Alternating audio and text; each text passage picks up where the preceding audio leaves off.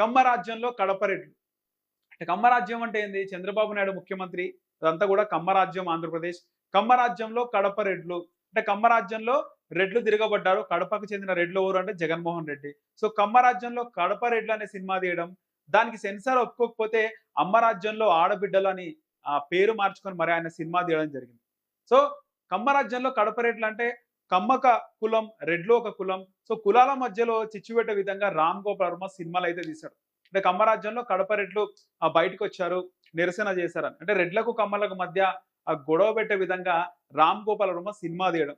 కులాల మధ్యలో చిచ్చు పెట్టే సినిమాలు ఎందుకు రామ్ గోపాల్ వర్మ అని చాలా మంది ప్రశ్నించారు కూడా. అయినా కూడా రామ్ గోపాల్ వర్మ తన వైఖరిని, శైలిని మార్చుకోలేదు. ఇక ఆ తర్వాత ఎన్నికల ముందు 'లక్ష్మీస్ ఎన్టీఆర్' అనే ఒక సినిమా తీశారు.